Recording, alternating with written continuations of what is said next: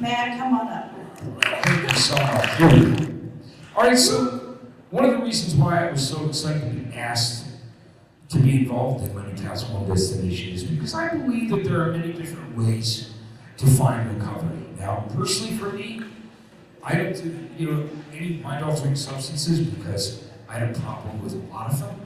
I'm in AA, but I could also be in MA, CA, but I also do believe in many of the smart recovery and all the other ones. I think anything that gives you freedom from the bondage of addiction is a beautiful thing. And every one of those organizations are there trying to save lives, and that's important. So, I can tell you a bit about myself. It says right here, behind every favorite song, there's an untold story. And behind every life, there's also an untold story. You know, for me, songs have pretty much been everything in my life. My love of music is the thing that drove me to do what I do, and I've been very blessed to work in music in many different aspects of my life. So this is pictures of me when I was a kid. You can see me in the 70s with my brother and sister and my David Bowie Diamond Dog shirt on. And the Hendrix poster behind me is a little kid. Blacklight poster, of course, from Spencer's Gifts. And me, pretending to be a DJ, because of course, for those of you who are, older, I'm just in my 60s now. You know that, you had to make believe. And I gotta say that one of the things that I just was drawn to music from the very beginning. I was absolutely in love and fascinated with music, rock music, soul music. It didn't really matter pop music at the time, in the 60s and the 70s. But it was really, and it wasn't like I was unusual as a kid in the sense that I did not play baseball with my friends and play out in the woods.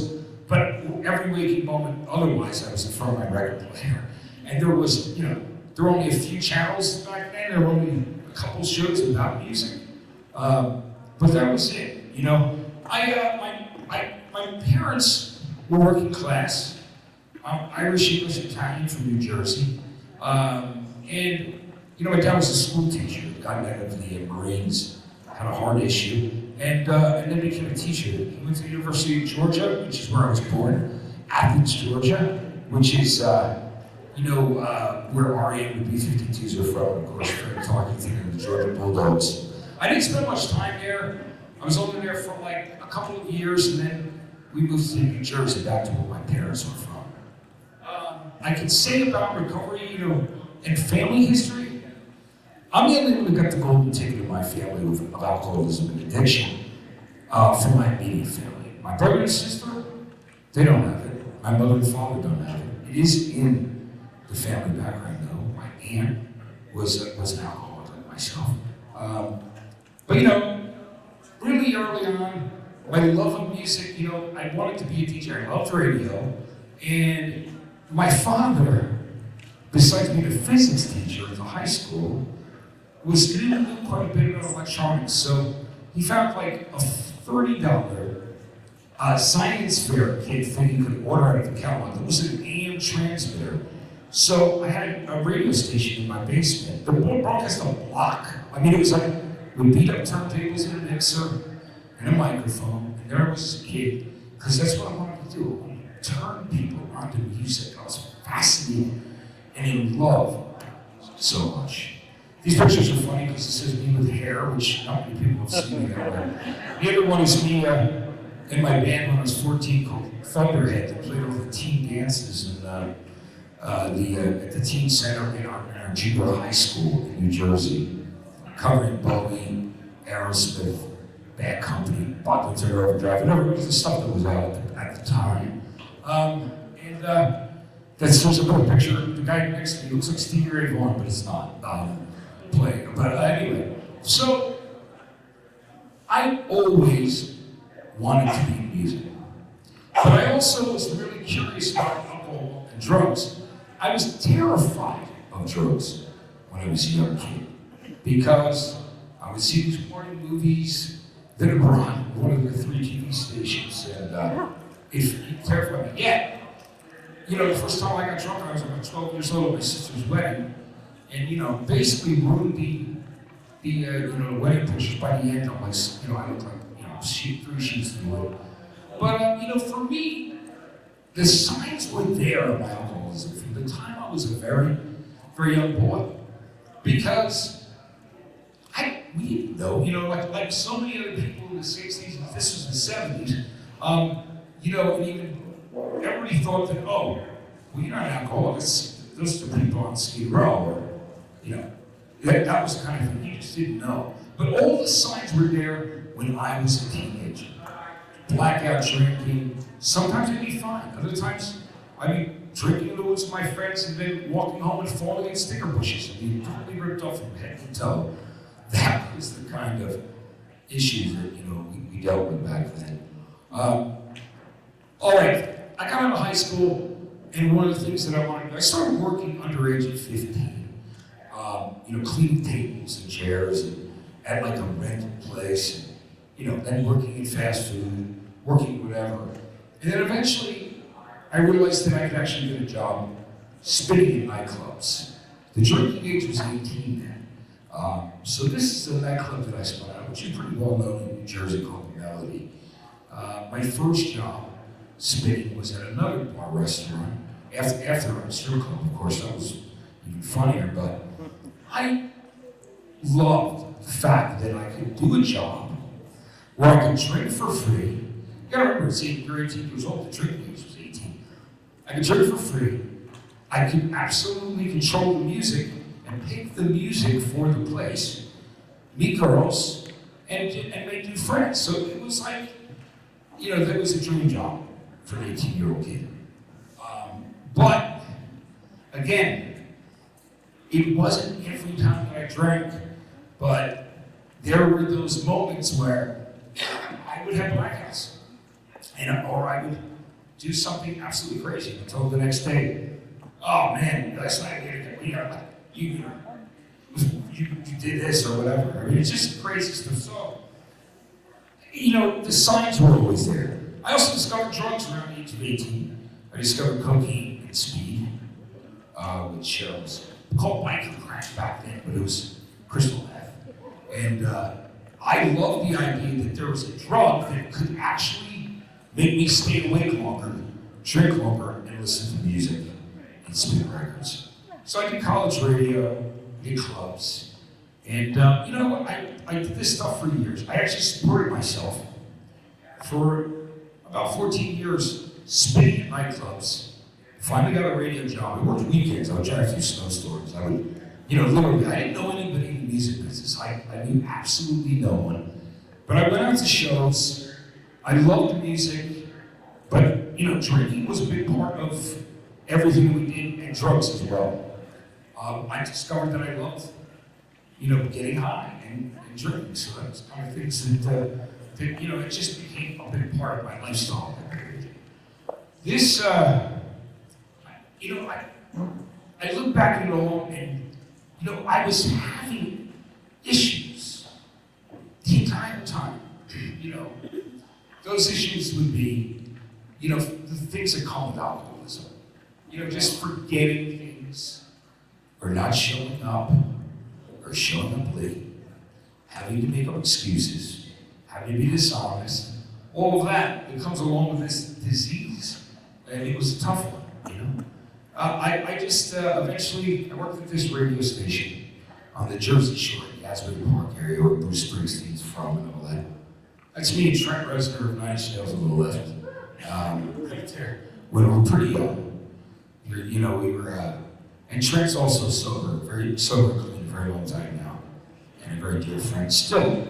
I was working part-time in radio, and eventually, I just had to pay my dues, and the thing was, going, like I said, trying to do snowstorms, taking a shift that nobody else wanted, just to do what I loved. And eventually, management changed, and I became music director, and that changed everything in my career, my life, because then I got to actually talk to people at the record companies and the artists, and they were like, wow, this guy actually loves music.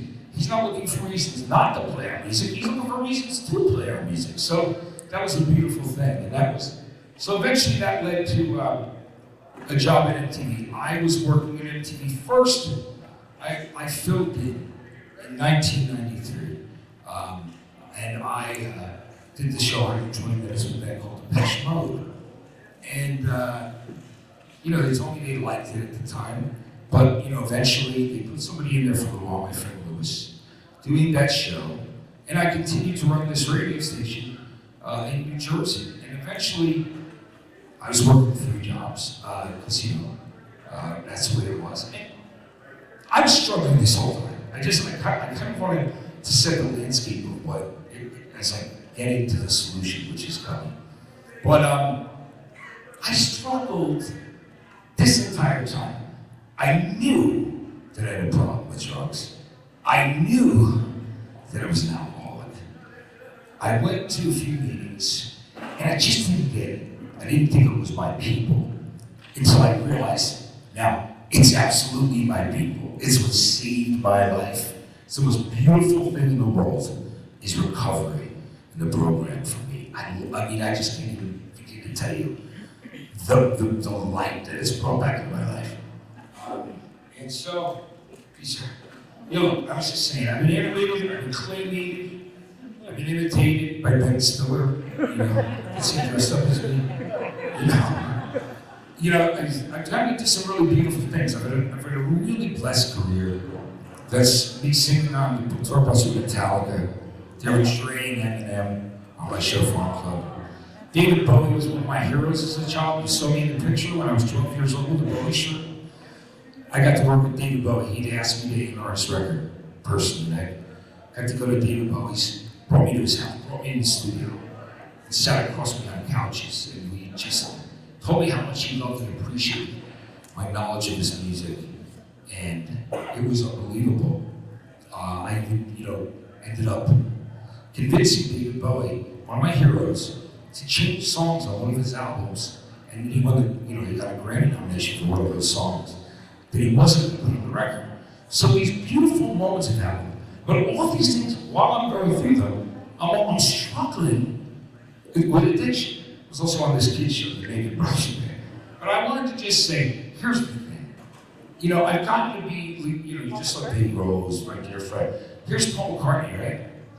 Getting to work with, to interview and work with Paul McCartney, to interview all the Rolling Stones. And it just goes through the years. I've had such a blessed career.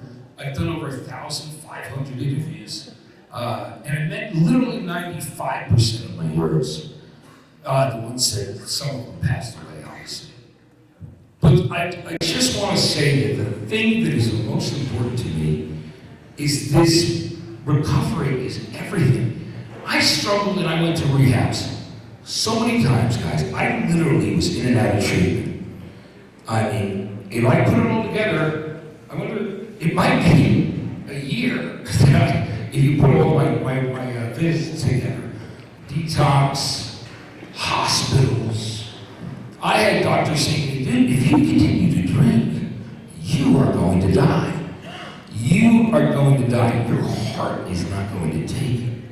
I've had other doctors, they put me in a medically induced coma once, and they told my friends, who are these punk rock legends, and took me to the hospital. They said, we don't know how your friend is still breathing because his heart rate is off the charts. We are perplexed. The doctor said that I was still actually alive. Here's the thing that I need to let people know, and I love to share. You can never. I have all these amazing things that have happened. I've worked really hard for it.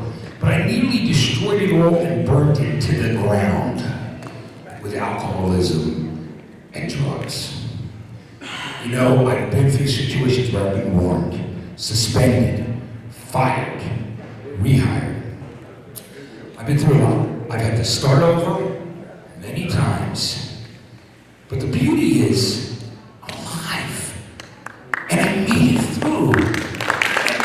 I'm so absolutely grateful in my heart. I have so much love for the people that are in recovery. And I know it doesn't matter which recovery you're a part of, but the people that give their lives and their time to recovery and are of service and realize how much beauty there is in those friendships and relationships and the fellowship. There's nothing like it. I can only say, guys never gave up on me, They'll say sometimes we don't shoot our wounded, right?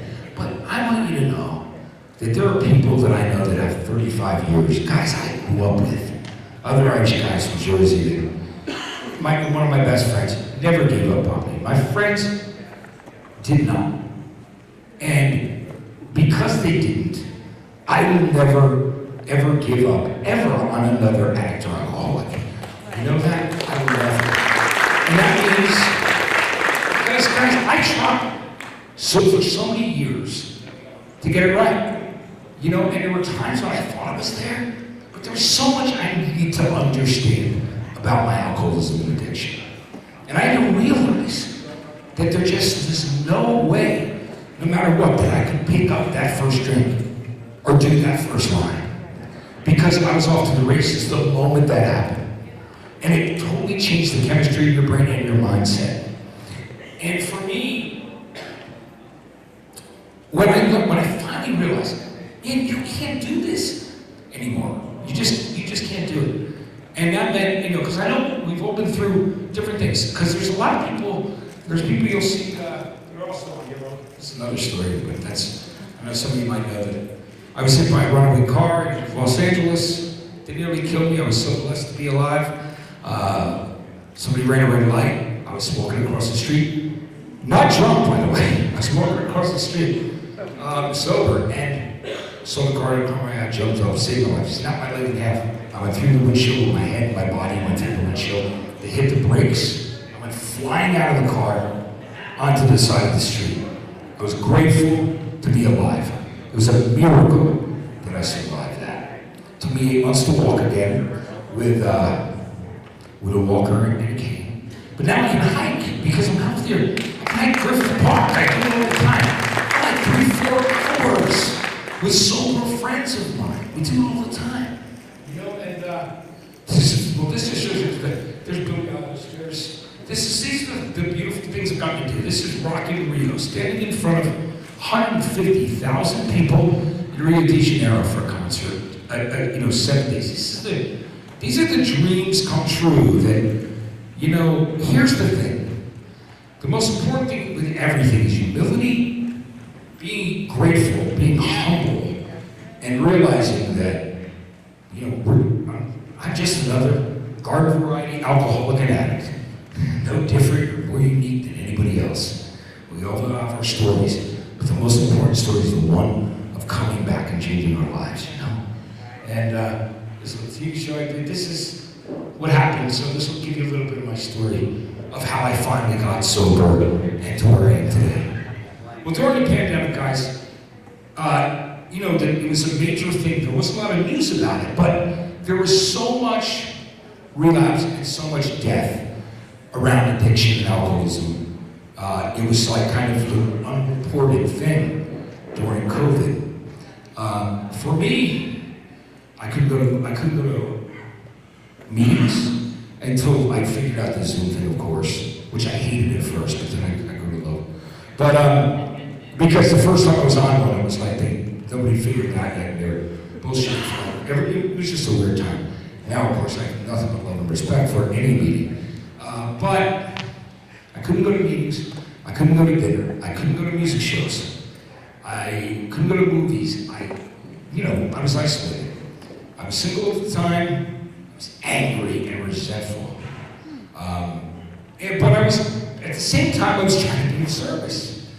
So I was doing a live stream of interviews from Music Cares, which is the organization that the Grammys has, because I used to be on the board of governors of the Grammys as well. And Music Cares has helped me numerous times in the past. But I was doing a live stream where I called it In a Lonely Place. And that was because there was a Humphrey Bogart movie called In a Lonely Place. There was a Smithereen song and a New Order song, all called In a Lonely Place. And I thought, I'm in a lonely place because I'm here by myself in my apartment. And I'm going to do something to raise money for Music Cares. And I even remember I introduced my dearest friend, Chris Cornell's daughter, who, obviously we lost Chris, for another charity thing from my apartment. But I was starting to drink, all of a sudden I started drinking, and I just broke. And I went out and bought a bottle of vodka. I thought it was a bad and good idea. I knew it was wrong, but I drank. And then the only guy that would come over to the house was the coke dealer, who was also like, he broke it up with his girlfriend, and he was like, yeah, come by. So it wasn't like I was crazy high all the time, but I was definitely drinking all the time. Either way, I was indulging, and it was bringing me down quickly. So I was doing these live streams, and eventually my friend got me on the phone, who produced the live stream, and he said, dude, you're slurring your words. He goes, Matt, you been drinking again? And I'm like, yes, I have. I'm not gonna lie to you. He goes, dude, you gotta get out. He goes, you can't go down this road again, you're gonna die. And so I went to my friend's house and dried out at this record producer's house, my friend Jay. And eventually we found me a place in Sausalito that I went to treatment. I had to get a COVID test. My friend drove me all the way up. All the way up, he decided he was going to drive me. This is a dear friend, and he still is. Halfway up the drive between Los Angeles and San Francisco, I said to him, I go, so who do I have to pay back for paying for this rehab? And he goes, oh, no, we're doing a GoFundMe. And I looked at him and I went, you can't do a GoFundMe during a pandemic. People are struggling out there. He goes, it's already done, man. And so, it wasn't out of embarrassment or shame, because it was already well known that I had a problem with alcohol and drugs. It had been in page 6 in New York City, in the New York Post, because I had to go to treatment once when I was doing a radio morning show there. It had been in the San Francisco Chronicle. It had been in Billboard magazine. It wasn't a secret. I mean, it wasn't the most common knowledge, but I didn't have shame in that. But I felt very guilty about anybody doing that. I remember saying to Chris, I said, dude, how are you paying for this? They wanted money up front, didn't they? He goes, yeah. He goes, I'm putting the down payment on my house. I'm like, you can't do that, man. Like, I'm paying you back for like 5 years. He goes, don't worry, I feel like we're going to be all right.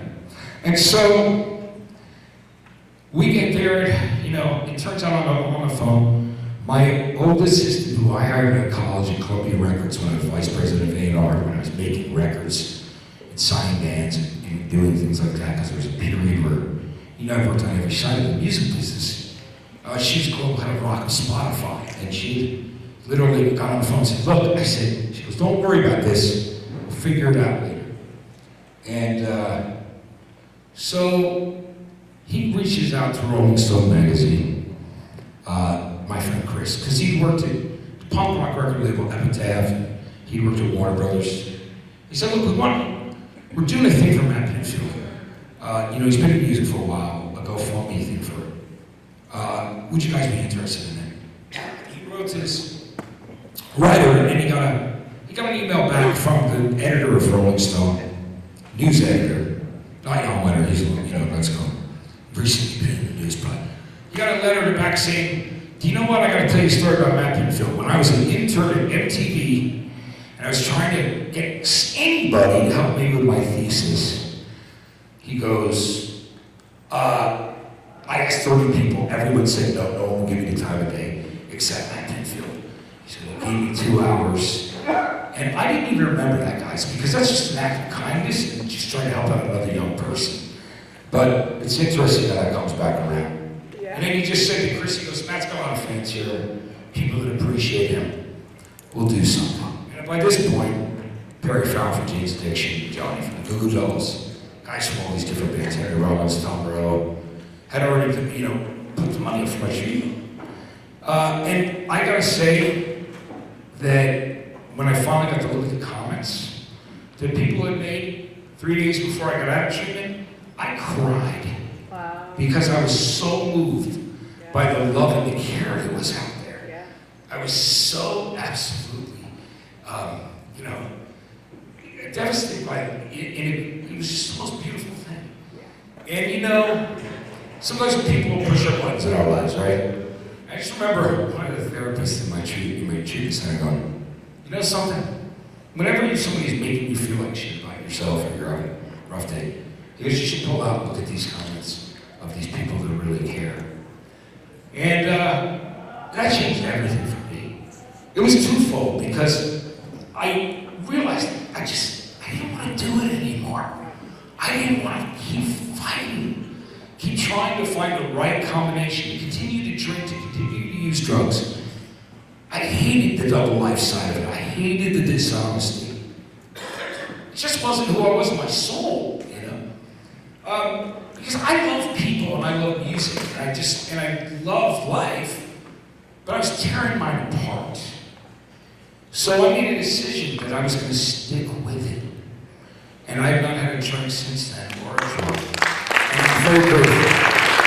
2.5 years now. And it's the longest time I've ever had by a long shot. But the beauty is, I realized that I was accountable to all those people that really, absolutely gave up themselves during that pandemic, no matter who they were, whether they were fans, ex-bosses, musicians. But the love is the thing that really, you know, I remember one of my bosses from MTV coming, you know, to one of the rehabs going, "When are you gonna learn to love yourself like we love you, man?" And I had learned to not self-loathe and hate myself for being an addict and an alcoholic, because I didn't like myself. I mean, I hated that I was that guy. But there were times, I'm sure you've all been there, when I thought I was hopeless. Like there was no way I was ever going to survive this. I knew what I was doing was wrong. I also had those feelings, like everyone else does, that gets really bad when you're like, you know what, I don't want to live, but I don't want to die. You're somewhere between. You just don't know, because you don't want to continue to live like that. But you also don't want to die, because you have people that love you and care about you. And you know, there's reasons to stay alive. Well, you know, it's been a beautiful journey, because now I learned the other thing that I wanted to share was, I learned that I could not pick up a drink to celebrate something, or one of the things that would keep me relapsing was anxiety, anger, loss, breakups, losses of jobs, other things, being, you know, back to the corner. None of that stuff, it wasn't the solution. And today, I see things through. I see where it will take me. And I am so blessed that the obsession to drink and use has been lifted from my life. You know, and I am so grateful that I am faith-based, because that's my thing. But again, I'm so grateful for the men and women that I know in recovery. Those people are my best friends, and they're there when I need them, and I'm there for them, and we're of service to each other, and we do things together, and it's what it's all about, you know.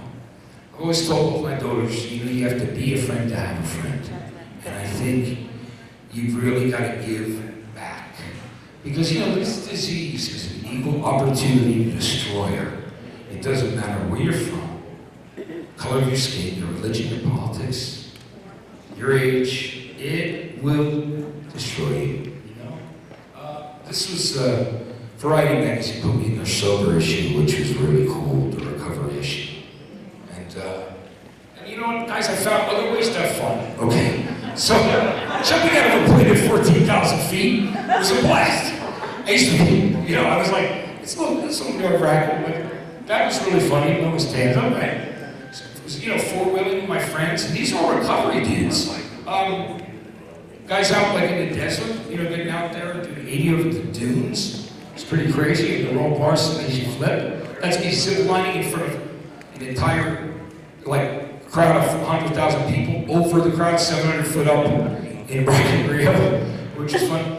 And But this is what I want to talk about too. I've lost some of my dearest friends to this disease.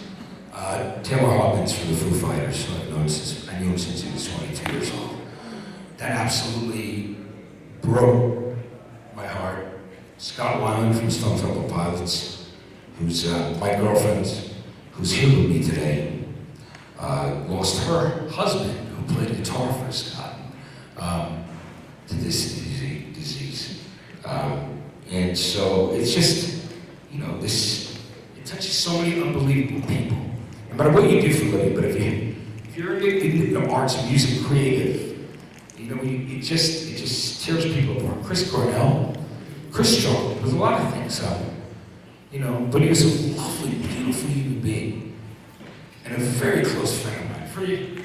I loved him and I miss him too, because the disease mixed with some mental health issues just takes a lot of people away from us. Chester Bennington, Lincoln Park. You know, I did write a book called All These Things That I've Done, which is named after something killers wrote about me. Because I was doing a mentoring thing for soldiers that were wounded and not wounded coming back from Iraq and Afghanistan. So there's a line in the song called I Got Soul, But I'm Not a Soldier, the Killer song, that was written about me by Raymond Flowers.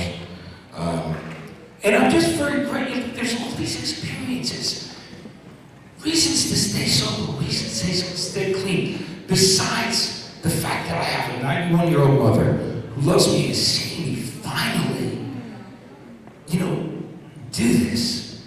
I mean, the relief that brings my 91-year-old little Irish mom is unbelievable to me. My two daughters, both adults, but for them to see the change in their father has changed the dynamic of those relationships like none other. That's the beauty of this. You know, I wouldn't have been alive for any of the stuff that's happened to me in the last few years.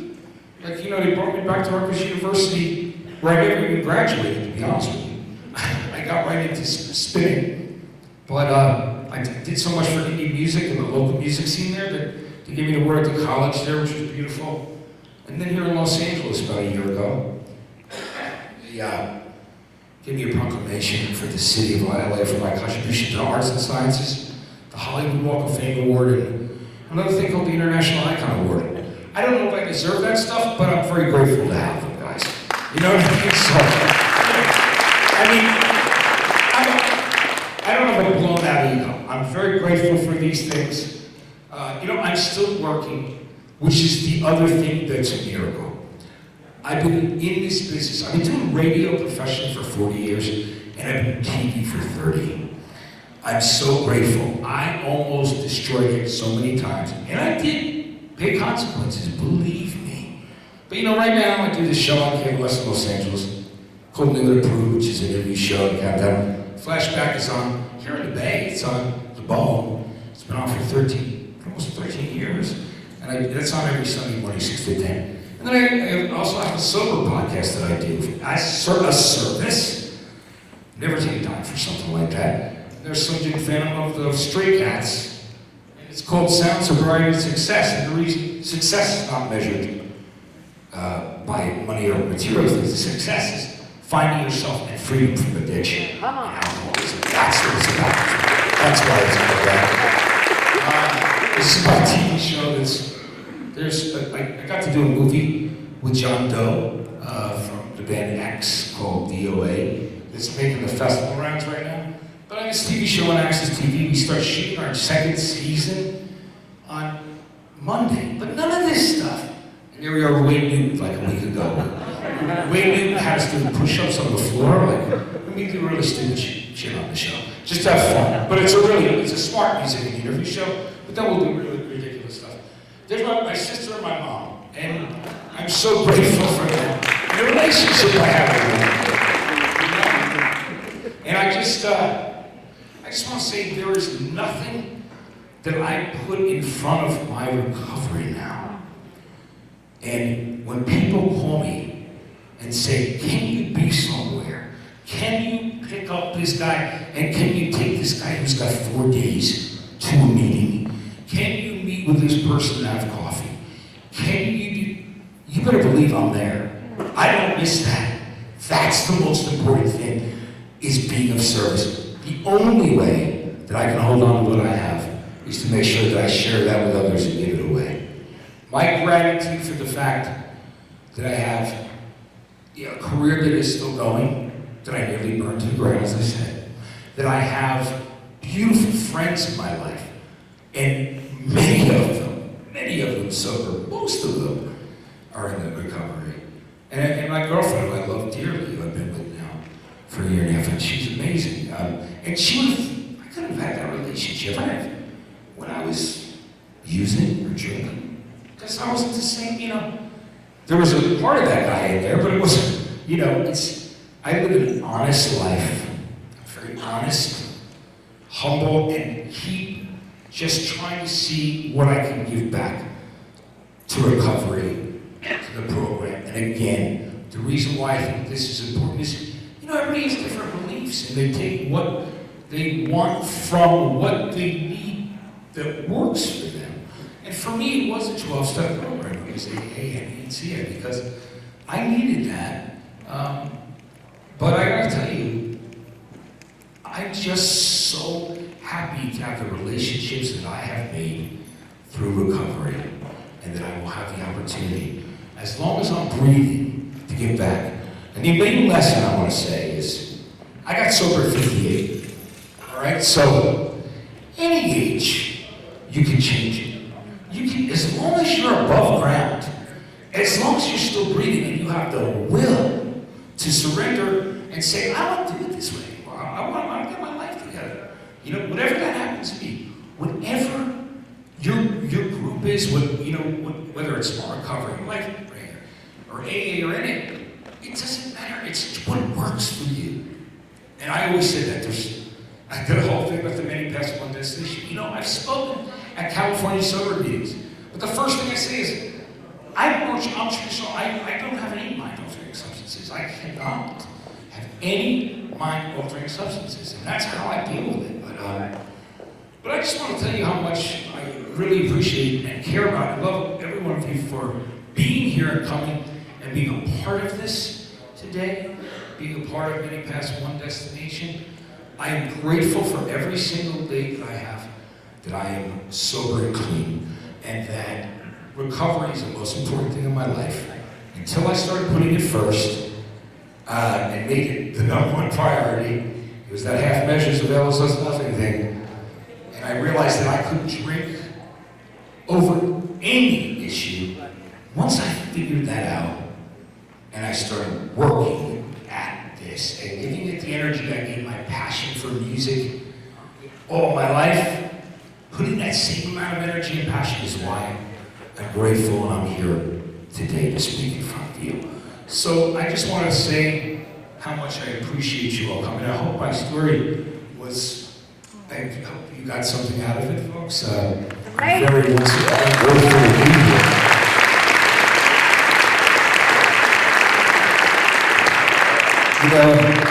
It's a beautiful thing to actually be alive and to be here. Good days or bad days. But I always say, there's no bad days as long as I'm not trying to get out of it. The worst days for me, yes, there are bad days. People always go, well, don't say there's no bad days. I'm like, no, life happens on life's terms always. There's going to be good, there's going to be bad days. But at least, I don't have to drink over it. I don't have to use drugs over it. And all I want to do is be alive, help others, be of service, be part of the fellowship, be a good dad, a good son, a good boyfriend, and a good person to work for you. And that's what matters the most to me, and being honest. So I just want to say thank you for listening to me today, folks. Much love to you all.